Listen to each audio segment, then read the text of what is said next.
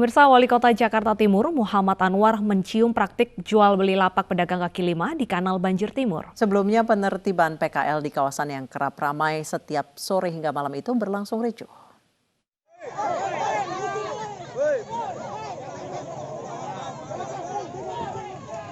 Aksi saling dorong terjadi antara pedagang dan petugas Satpol PP saat penertiban pedagang kaki lima di Kanal Banjir Timur, Jakarta Sabtu sore kemarin. Para pedagang menolak ditertibkan karena merasa sudah mengikuti protokol kesehatan dan takut kehilangan pendapatan. Penertiban ini digelar untuk mencegah penyebaran COVID-19. Sementara itu, Wali Kota Jakarta Timur Muhammad Anwar mencium praktik jual beli lapak PKL di Kanal Banjir Timur. Pihaknya mengaku memiliki sejumlah bukti dan akan terus menyelidiki oknum yang bermain di kawasan ini. Ya, ini kami melakukan untuk kepentingan masyarakat banyak. Bukan hanya segelintir orang, sekelompok orang, oknum yang bermain di kaki lima, bukan itu. Karena disinyalir sudah adanya jual beli lapak di sana.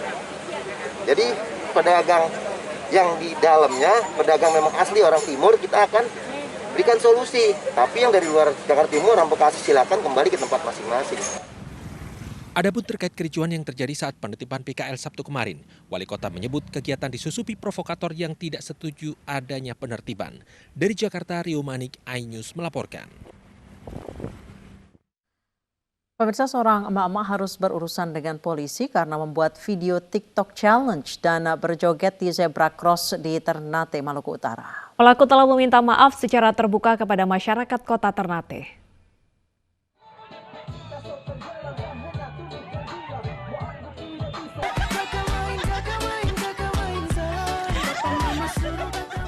Dalam video yang direkam warga ini, RF asik berjoget di marka penyeberangan.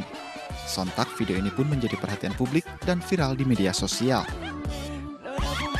Tak hanya RF, ada 4 emak-emak lain yang juga membuat video TikTok challenge. Semuanya dilakukan di zebra cross di perempatan lampu lalu lintas di Kelurahan Salero, Kota Ternate Tengah, Maluku Utara. Polres Ternate bergerak cepat menjemput RF di rumahnya. RF dianggap mengganggu keselamatan dan membahayakan pengendara jalan dan dirinya sendiri. Menyesal, RF pun meminta maaf secara terbuka kepada warga kota Ternate. Untuk itu saya memohon maaf pada seluruh masyarakat kota Ternate dan tidak akan mengulangi tindakan tersebut lagi. Saya menghimbau kepada masyarakat agar tidak mengikuti apa yang saya lakukan. Kasat Lantas Polres Ternate AKP Setiaji Nur Atmojo membenarkan ada 5 wanita yang tengah dikejar untuk dimintai pertanggungjawabannya terkait TikTok yang berbahaya ini. Katanya dia bersangkutan hanya ikut-ikutan saja untuk memeriahkan supaya di akun Facebooknya bisa sampai 3.000 like.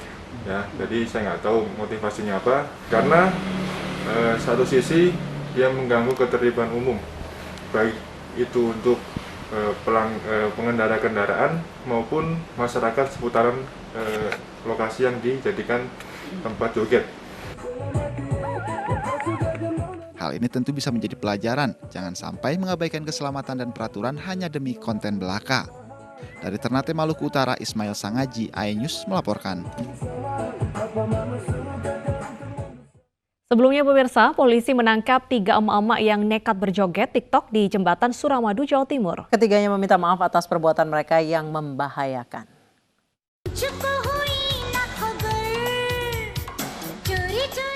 Inilah aksi emak-emak berjoget TikTok di Jembatan Suramadu, Surabaya, Jawa Timur. Aksi emak-emak yang tergabung dalam grup 3 Centil Emboys ini pun viral di media sosial. Pasca aksinya viral di media sosial, ketiga emak-emak ini harus berurusan dengan hukum. Aksi mereka dinilai melanggar aturan lalu lintas dan membahayakan pengguna jalan. Mereka pun dimintai keterangan oleh polisi.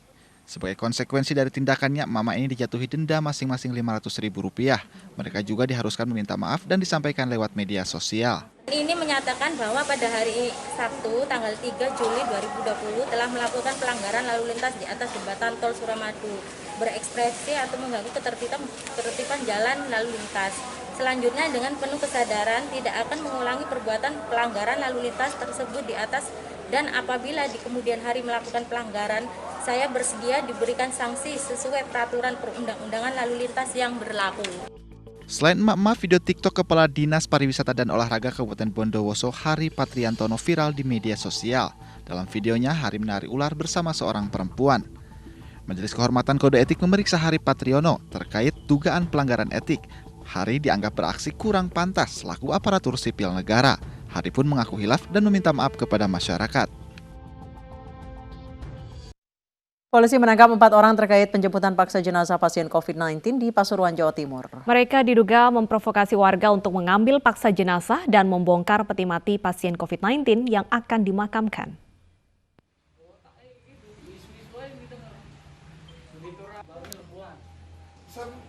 Empat warga desa Rowo Gempol, Kecamatan Lekok, Kabupaten Pasuruan, Jawa Timur menjalani pemeriksaan di Polres Pasuruan Kota. Mereka ditangkap tim Buser karena diduga menjadi provokator pengambilan paksa jenazah COVID-19 pada Kamis lalu. Peran keempat pelaku dalam peristiwa pengambilan paksa jenazah diantaranya adalah sebagai penghalang ambulans pengangkut jenazah, membongkar peti mati hingga membuang peti mati ke area pemakaman. Padahal mereka bukanlah keluarga pasien COVID-19 yang meninggal dunia. Keempatnya terancam pasal 212 dan 214 KUHP dan pasal 14 ayat 1 Undang-Undang Nomor 4 Tahun 1984 tentang wabah penyakit menular dengan ancaman di atas 2 tahun penjara. Tolong jangan sampai terjadi lagi upaya-upaya penjemputan paksa, kemudian menolak dimakamkan secara protokol COVID, apalagi itu sudah positif. Kami harapkan itu tidak terjadi lagi. Untuk yang diamankan, untuk mempertanggungjawabkan kejadian tersebut, ada penegakan hukum, itu sudah ada 4 orang yang diamankan. Sementara itu, gugus tugas Kabupaten Pasuruan membina warga agar kejadian serupa tidak terjadi lagi. Warga diedukasi tentang SOP pemulasaran jenazah COVID-19 hingga bahaya mengambil paksa jenazah pasien COVID-19. Dari Pasuruan, Jawa Timur, Jaka Samudra, iNews melaporkan.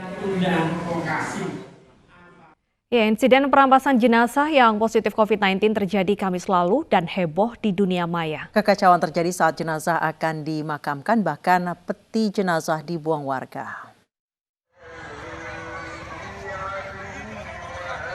Ambulan yang mengangkut jenazah yang terinfeksi COVID-19 ini dihadang warga saat menuju pemakaman. Banyaknya warga membuat petugas pasrah dan tidak bisa berbuat banyak. Usaha petugas memakamkan dengan protokol COVID gagal karena warga berhasil merampas jenazah.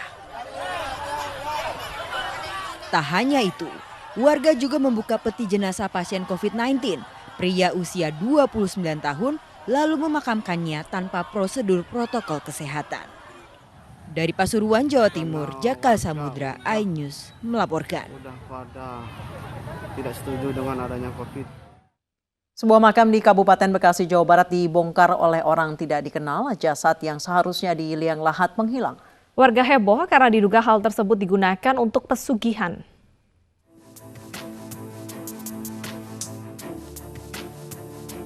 Warga geger melihat makam Aji Prabowo digali dan jasadnya dicuri orang tak dikenal. Almarhum dimakamkan di TPU Karangbahagia, Kecamatan Cikarangbahagia, Kabupaten Bekasi, Jawa Barat sekitar 3 bulan yang lalu. Peristiwa ini diketahui seorang warga saat melintas dan melihat kondisi makam telah terbongkar. Sebelumnya jasad seorang nenek yang dimakamkan 2 tahun lalu di Kampung Kepuh, Kecamatan Cikarangbahagia juga hampir dicuri. Namun pencurian gagal, jasad tersebut belum sempat dibawa oleh pelaku. Warga menduga jasad yang diambil digunakan untuk pesugihan. Ini makam yang pertama dibongkar nih, Pak. Jadi waktu itu ada tetangga sekitar pemakaman ini nanya, itu ada yang ngegali makam, memang ada yang meninggal atau gimana? Ternyata pas setelah dilihat orangnya kan nggak ada yang ngegali, nggak ada orang nih di makam ini. Kirain itu makam baru ngegali. Nah, ternyata makam orang tua saya, nenek saya gitu. Nah, langsung tetangga ngomong ke abang saya nih, yang ini nih, yang baju biru nih, ngomong ke abang saya, bahwa makam nenek ada yang ngegali gitu. Diharapkan petugas kepolisian segera menangkap pelaku supaya tidak terjadi lagi pencurian jasad. Dari Kabupaten Bekasi, Jawa Barat, Didit Junaidi, iNews melaporkan. Dan untuk membahas lebih mendalam terkait pembongkaran makam di Bekasi, sudah bergabung bersama iNews Sore Kapolres Metro Bekasi, Kombes Pol Hendra Gunawan dan juga Gus Nuril, pimpinan Pondok Pesantren Soko Tunggal. Kita ke Pak Hendra terlebih dahulu. Selamat sore Pak Hendra, bagaimana hasil pemeriksaan hingga saat ini? Apa sudah mengerucut kepada dugaan? Siapa yang melakukannya? Selamat sore Mbak. Sampai saat ini kami masih mengembangkan hasil olah TKP yang kami lakukan beberapa hari ini. kita kembangkan dari bukti-bukti yang ada, juga dari keterangan saksi. Dari 2 TKP, yang pertama TKP di pemakaman keluarga di Kampung Kepuh, kemudian TKP kedua di TPU Karangbahagia, Kecamatan Karangbahagia. Ini kita masih melakukan pendalaman kembali, Mbak. Walaupun masih belum sampai ke arah pelaku, tapi kami terus berupaya kami gunakan juga K9 dari anjing pelacak. Kemudian kita kembangkan juga seperti tadi yang disampaikan, ada yang melihat ya TKP pada tanggal 9 Juli di TPU keluarga, di tempat pemakaman keluarga.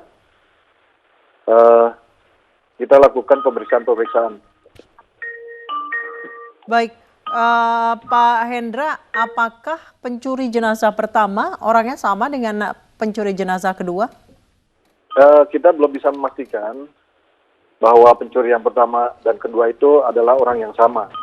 Namun dari modus atau cara mereka melakukan kejahatannya itu hampir sama ya, melakukan pembongkaran makam. Nah, ini yang akan kita kembangkan terus. Kalau memang tadi ada disampaikan bahwa di tempat pemakaman keluarga atau kejadian pertama pada tanggal 9 Juli 2020 itu ada yang menyaksikan, kita akan kejar dari situ. Baik dari ciri-ciri maupun dari bukti-bukti yang ada. Baik, saya ke Gus Nuril. Gus Nuril, tanggapan Anda terkait hilangnya 2 jenazah di tempat pemakaman umum ini yang menurut informasi dicurigai untuk ilmu hitam gitu, Gus? Sebenarnya bukan ilmu hitam, itu ilmu untuk pede aja, percaya diri. Dalam keadaan kondisi negara kayak begini, COVID tidak diketahui kapan berakhirnya, ekonomi semakin susah, sementara bergerak terbatasi, kegiatan berkurang, maka orang mencari kompensasi, pelarian diri terhadap kepercayaan dan cara-cara paling gampang untuk mendapatkan sesuatu. Itu tidak bisa dikatakan ilmu hitam. Menurut saya itu tidak menjadi persoalan asal segera diatasi. Dan itu sudah merupakan kegiatan yang lama. Pencurian mayat sejak zaman bahla sudah ada yang begitu. Misalnya dipercayai bahwa orang yang meninggal malam Jumat bisa mendatangkan begini, tapi sebenarnya di dalam acuan agama apapun itu tidak menjelaskan bahwa yang diyakini oleh kepercayaan sesat dalam tanda petik itu ada kebenarannya. Jadi kalau pemerintah segera bertindak tegas, artinya segera bisa mengatasi COVID ini, ya tindakan-tindakan begitu akan berkurang. Maka dulu di zaman Orde Baru ketika ekonomi semakin rusak yang dikembangkan SDSP. Jadi orang ada hub, maka pada beribut tidak melakukan demo kayak sekarang tapi malah sibuk belajar matematika dan ngeramal. Sama dengan hal ini. Jadi karena kondisi cari jalan keluarnya tidak ada, kompensasinya ya mengikuti anjuran-anjuran atau ilmu-ilmu yang tidak jelas sanad dan kebenaran. Baik, Gus Nuril, berarti ini bisa dibilang ilmu sesat gitu ya, Gus ya? Ya. Diduga. Rujukannya enggak cetok, pembuktian ilmiahnya enggak cetok, karena kalau ilmu agama itu berdasarkan aklu, berdasarkan fikro, sesuai dengan pikiran dan dirasakan di dalam aklu atau akal. Maka di dalam kitab-kitab suci disebutkan afala taqilun, afala tatafakkarun, apakah tidak berakal engkau ini, apa tidak berpikir. Nah, kalau ilmu-ilmu yang rujukannya dengan mengambil barang-barang kayak begitu, ini kan tidak bisa direseningkan. Dicari dengan hukum fisika nggak ketemu, hukum kitab nggak ketemu, itu hanya keyakinan-keyakinan yang dibangun oleh satu kelompok yang merasa inferior karena tidak menemukan jalan keluar dalam hidupnya, begini susah, malah kemudian di PHK, maka omongan dukun, omongan orang-orang yang dianggap sebagai orang pinter, dilakukan aja, coba-coba saja. Dan itu bisa dikatakan sebenarnya kasihan keduanya. Baik. Jadi baik yang korban mayat yang dicuri maupun yang mencuri kasihan. Karena menjadi korban pembodohan dari orang-orang yang kurang bertanggung jawab, yang memanfaatkan kondisi labil kejiwaan dari masyarakat. Gus Nuril, selain polisi sedang menangkap pelaku pembongkaran makam, ini apa yang harus dilakukan supaya masyarakat ini tidak mudah terhasut mungkin dengan ilmu-ilmu sesat ataupun juga ajaran-ajaran yang tidak tepat seperti ini? Sebenarnya sudah terlalu banyak. Mana sih TV yang tidak mengajarkan atau tidak melakukan atau mensiarkan dakwah? Setiap hari dakwah, cuman persoalannya dakwahnya yang ada di TV-TV seperti TV sampean ini hanya kulit-kulitnya saja, hanya syariatnya saja, tidak menyentuh kepada hakikat dan makrifatnya. Akibatnya apa? Karena terjebak dalam dogma agama yang naratif, akhirnya orang bisa belajar sendiri, maka orang-orang yang baru masuk Islam mu'alaf malah justru yang didengar kan? Coba bisa dibayangkan, orang yang baru belajar masuk Islam aja didengar di dakwahnya, bahkan laris diundang ke sono kemari. Apalagi yang kemudian memamerkan sesuatu sihir, sulap atau hipnotis, orang yang datang kemudian terhipnotis, maka akan sangat percaya. Caranya bagaimana kemudian? Departemen Agama harusnya segera menurunkan orang-orang yang baik, orang-orang yang bisa diandalkan, memiliki kualitas keagamaan. Jangan seperti sekarang ini. Ustadz-ustadz yang baru kemarin sore ngaji, mau baca aja nggak cetot, tiba-tiba kemudian menjadi guru, setiap saat menguasai momen-momen waktu di siaran di TV-TV. Baik, Gus Nuril, saya akan kembali ke Pak Kombes Pol Hendra Gunawan. Pak Hendra, sejauh ini arah penyelidikan itu ke arah mana? Apakah memang pencurian dilakukan untuk ilmu tertentu atau tindakan kriminal lainnya? Kami belum bisa memastikan ya Mbak, karena untuk motif kita harus dapatkan dari pelaku Mbak. Dari pelaku atau dari barang bukti dan keterangan-keterangan saksi yang memang signifikan untuk menjelaskan itu. Untuk di wilayah Bekasi sendiri, apakah ini kejadian yang pertama kali? Semenjak saya bertugas di sini baru pertama kali ya. Bagaimana dengan sebelumnya Pak Hendra? Apakah pernah terjadi juga? Saya belum mendengar kejadian sama terkait dengan pembongkaran mayat ini. Baik, untuk kejadian pembongkaran makam di TPU Karangbahagia, apakah ada beberapa spot-spot CCTV yang bisa terpantau di daerah sana, Pak? Ya, mohon maaf sekali lagi untuk TPU Karangbahagia ini memang saya lihat tempatnya masih kurang untuk pengawasan, keamanan, dan maaf sekali lagi perawatannya. Ini kami akan bekerja sama dengan pemerintah daerah untuk meningkatkan pemeliharaan, pengawasan, dan keamanan, supaya hal ini tidak terjadi lagi.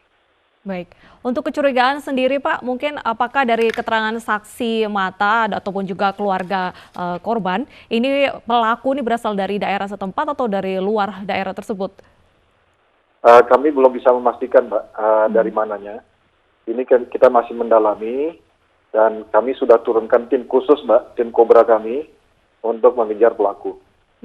Berapa ancaman pidana yang akan dijatuhkan kepada pelaku pencurian jenazah?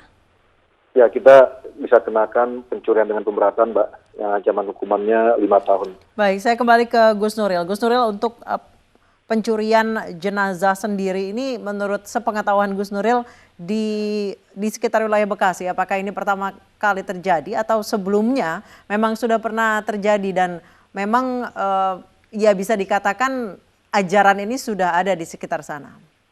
Sebenarnya kalau penjelasan Kapolres tadi baru sekali itu bisa jadi iya. Tetapi kalau di Jawa itu sudah biasa begitu pencurian, maka keluarganya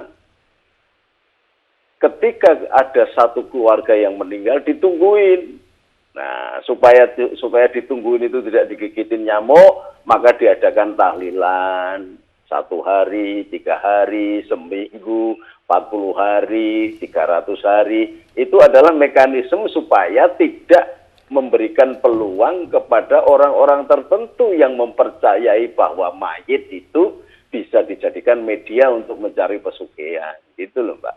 Lalu kalau di daerah di luar di Jawa ini banyak hal begitu. Maka kemudian diajarkan di tradisi Nahdlatul Ulama, sambil nungguin daripada bengong membaca doa, tahlil, Baik, witir. Gus, ini ilmu sesat jenis apa ya Gus ya, kalau boleh saya tahu? Ya biasa aja untuk ilmu sesat enteng-entengan aja, kayak orang kepingin kebal. Dulu kan pernah terjadi itu Sumanto, karena kepingin kebal maka dia memakan bangkai perempuan, khususnya di alat kelaminnya dijadikan sebagai jimat untuk kalung, kan begitu. Itu biasa-biasa aja, itu sebenarnya nggak ada manfaatnya apa-apa, hanya sekedar kepercayaan saja. Buktinya bisa dibuktikan juga nggak bisa. Oke, Gus, biasanya kriteria seperti apa sih Gus yang jenazah ini menjadi target dari pencurian seperti itu? Mungkin ada karakteristiknya? Nah biasanya kalau ini yang pengalaman yang saya dengar itu biasanya pada hari-hari yang dilahirkan, misalnya wetonnya, pasarannya apa, hari apa, usia berapa, begitu. Saya sendiri nggak paham karena saya nggak pernah mempelajari, tetapi yang saya dengar begitu. Dan biasanya itu hanya penipuan dari dukun-dukun aja. Buktinya banyak yang kemudian pada datang ke kami, gimana Pak ini sudah begini, kamu ini sudah dosanya nggak karuan melakukan tindakan begitu. Maka kamu harus beristighfar, karena tidak mungkin jalan yang kayak begitu diperlakukan untuk mendapatkan rezeki. Kalau toh dapat rezeki itu justru menghasilkan rezeki yang mendatangkan penyakit karena tidak halal. Baik, saya kembali ke Pak Hendra. Pak Hendra, sejauh ini arah penyelidikan kemana Pak? Iya, kita mengarah kepada pelaku dengan memperbanyak bukti dan keterangan saksi yang ada. Jadi kita tidak hanya mengambil keterangan dari pihak keluarga saja, juga kita ambil dari warga, kemudian juga dari penggali kubur dan penjaga makam, serta orang-orang yang pada waktu yang kita perkiraan terjadinya tindak pidana tersebut, ini kita ambil keterangannya sebanyak mungkin, Pak. Kita sebanyak mungkin, sehingga kita bisa mengarah pada pelaku. Kalau berdasarkan olah TKP, apakah kira-kira pelakunya satu orang atau berkelompok, Pak? Belum bisa dipastikan, Pak, ya. Karena kalau dengan waktu yang cepat, satu orang, ini kan perkiraan waktunya, Mbak, antara subuh sampai pukul 3 sore, Mbak. Perkiraan waktunya. Baik. Jadi kalau memang dia waktunya cukup panjang, saya rasa sendiri juga bisa untuk melakukan itu. Pak Hendra, apakah dalam pemeriksaan proses ini juga melibatkan tokoh-tokoh agama ataupun juga mungkin dukun, ibaratnya seperti itu, Pak? Kita belum sampai ke arah sana, ya, Mbak, ya. Kita masih menggunakan teknik dan metodologi penyelidikan dari kepolisian, Mbak. Kami punya cara-cara tentu untuk mengungkap kasus ini. Baik, sejauh ini Pak Hendra, ini kejadian ada di 2 lokasi yang berbeda. Apakah ada kemungkinan, kalau dilihat dari kondisi TKP-nya, apakah ada kemungkinan pelakunya sama? Bisa jadi sama, Mbak, ya, karena memang modusnya dan caranya itu hampir sama, ya. Membongkar makam, ya. Dan tempatnya juga tidak terlalu jauh, ya, sekitar 2 km. Walaupun yang satu di pemakaman keluarga, yang satu lagi di pemakaman umum. Oke. Lalu bagaimana penjagaan makam, Pak, saat ini di kawasan Bekasi sendiri? Apakah ditambahkan personil untuk menghindari kejadian serupa? Ya, kita tambahkan lagi, Mbak. Ini kita sudah berkoordinasi dengan pihak pemerintah daerah, khususnya bidang pemakaman untuk meningkatkan pengawasannya lagi. Tidak hanya di pemakaman Karangbahagia, juga di tempat-tempat lain. Baik, saya kembali ke Gus Nuril. Gus Nuril, mungkin pesan bagi masyarakat terkait, bisa dibilang ilmu pesugihan ini sudah 2020, kenapa masih ada orang yang percaya hal-hal demikian? Silakan Gus Nuril. Ya, satu hal bahwa kondisi ini tidak berdiri sendiri. Kayak tadi ditanyakan sendirian atau berapa, ya pasti banyak orang, karena satu seperguruan ilmu itu biasanya banyak, ada kakak seperguruan, ada seperguruan, itu bisa kerjasama. Lalu bagaimana dalam kondisi yang kayak begini? Satu hal saja, bahwa ini kewajiban dari para ulama, dari tokoh-tokoh, memberikan satu bentuk pembesaran hati kepada rakyat. Sekarang ini kan rakyat hanya dijadikan objek politik saja. Rakyat diadu-adu dan mendapatkan informasi-informasi yang membingungkan. Sementara Departemen Penerangan juga tidak mampu nyaring dari informasi yang keluar masuk ke rumah atau bahkan sampai ke kamar tidur. Nah, sehingga rakyat semakin confused. Dalam kondisi yang kayak begini, dibutuhkan style of leadership atau gaya kepemimpinan yang agak sedikit tegas. Nah, kalau dengan begitu, maka baru didistribusikan message itu kepada pemuka-pemuka agama, kepada RT, lembaga RT, RW, kemudian juga pemerintah atau penguasa yang sekarang ini berkuasa, cobalah berdamailah dengan Gus Nuril, pesaing. kalau boleh sedikit saran untuk kepolisian kira-kira mencarinya kemana nih? Wah, saya tidak jenis dukun, jadi saya nggak ngerti. Itu lebih ahli Pak Polisi. Kalau sudah pakai anjing pelacak, udahlah, pasti ketemu. Cuman polisi ini kan terlalu hati-hati karena ini konsumsi rakyat. Jangan rakyat bingung ditambah bingung, maka Pak Polisi tadi agak protek. Nah, itu Kapolres yang baik begitu. Baik. Terima kasih Gus Nuril, terima kasih juga Kombes Pol Hendra Gunawan telah bergabung bersama kami di iNews Sore. Pemirsa, gazebo di tempat wisata pemandian Kali Boro-Boro, Konawe Selatan, Sulawesi Tenggara hanyut diterjang banjir. Informasi selengkapnya akan kami hadirkan usai jeda berikut, tetap di iNews Sore.